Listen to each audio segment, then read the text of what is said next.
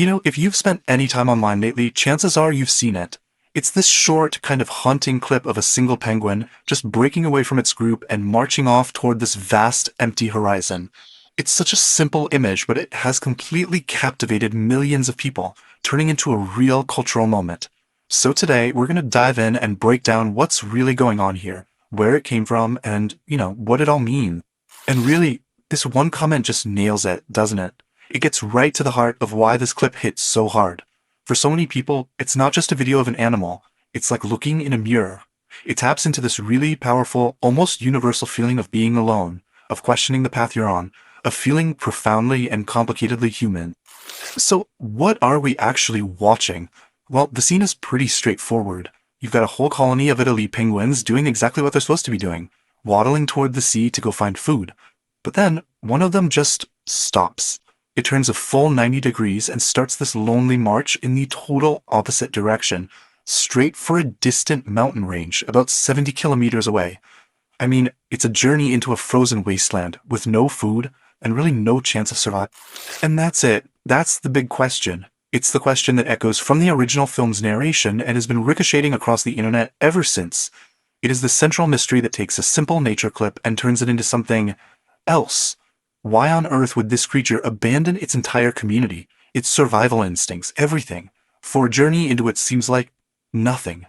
Well, that very question has basically blown the doors wide open for a flood of different interpretations. The internet has sort of adopted this penguin, projecting onto it a whole spectrum of modern anxieties, hopes, and dreams. It's become this incredibly potent, multi-layered symbol for the times we're living in. What's fascinating is that these interpretations tend to split into two big, almost opposite camps. So on one side, you've got the penguin as the rebel, this hero who's breaking the cycle, forging its own path, marching toward freedom. But then, on the other side, you have the penguin as the nihilist, a mascot for burnout, a symbol of complete existential exhaustion, the ultimate picture of just walking away from it all. And this duality, this mix of rebellion and resignation, it really seems to hit home with younger generations who are dealing with everything from climate anxiety to economic uncertainty. This penguin has become an avatar for our collective digital exhaustion. It's seen as this quiet hero choosing the silence of the mountains over the noise of the colony. It's a powerful rejection of the idea that we always have to be part of a productive struggle that can sometimes feel pretty meaningless. And get this, the cultural impact didn't just stop with memes and think pieces. The story of this penguin became so powerful that it actually crossed over into the world of finance, inspiring its own speculative cryptocurrencies or meme tokens. It's a pretty wild example of how a compelling story can literally shape our behavior and create value out of thin air, all based on the symbolic journey of one little bird. Okay, so we've seen what the meme has become, but where did this footage even come from in the first place? To figure that out, we have to rewind the clock almost 2 decades to a film made by one of the most unique voices in cinema. It turns out the clip is from an Oscar-nominated documentary called Encounters at the End of the World, directed by the legendary German filmmaker Werner Herzog. And if you know anything about Herzog, you know he's famous for his super intense, philosophical, and often really unconventional way of looking at his subjects, whether they're humans or, in this case, penguin. And you have to hear this quote from Herzog because it is absolutely key to this whole thing. He says that when he looks at a vast, icy landscape like this, he's not just seeing Antarctica, he's seeing an inner state of mind. So for him, the desolate environment becomes a canvas for exploring the human soul, which completely changes how we're meant to see that penguin's journey. And here's the crucial part. Herzog says point blank in his narration that this is not going to be your typical nature doc about fluffy penguins. Nope. His focus is actually on the people who choose to live and work there, the scientists, the workers, the philosophers, people he calls professional dreamers.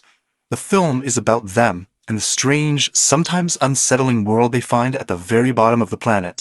So to really get why Herzog presents the penguin in this way, we have to understand his core filmmaking philosophy. It's a concept that he calls ecstatic truth. Okay, so what is ecstatic truth? Well, for Herzog, the literal truth, just the bare facts of what happened, is kind of boring. It's superficial. He's after what he calls a poetic ecstatic truth. It's a deeper kind of reality that you can only get to through art, through imagination, their stylization.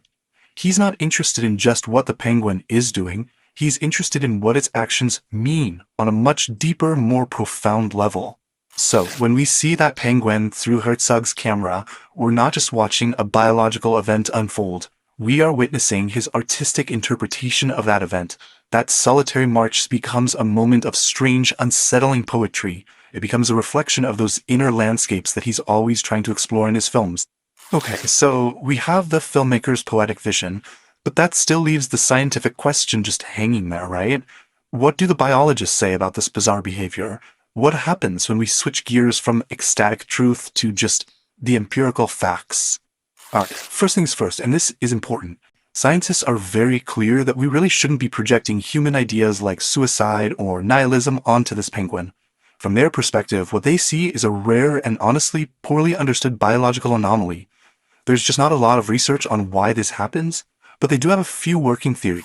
So the most likely cause is probably simple navigational disorientation, like a glitch in the penguin's internal GPS. It could also be some kind of sensory processing error, or maybe something physiological is going on, like an illness or a genetic issue. And at the end of the day, it might just be a profound and tragic instinctual mistake.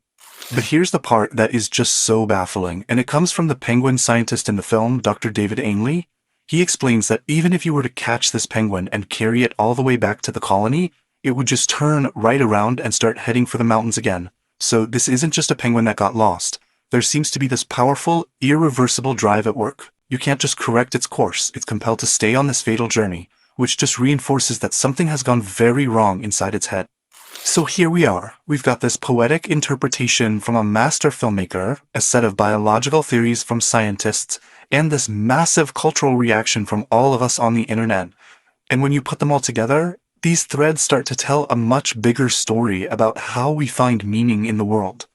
Really, this whole phenomenon is a perfect case study of what's known as anthropomorphic projection.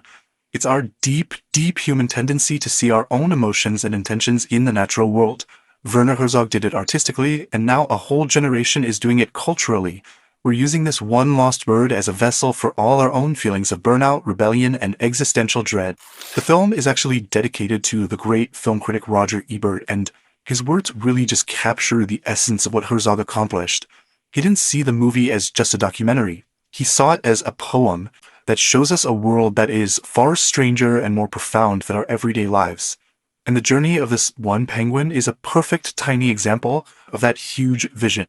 So in the end, what was this journey, really? Was it just a tragic glitch in an animal's brain? Or, through the lens of a filmmaker and the eyes of millions, did it accidentally become something more? An accidental, profound moment of ecstatic truth, reflecting a feeling that is deeply and maybe uncomfortably human. The answer, I think, probably lies somewhere in that beautiful, mysterious space in between.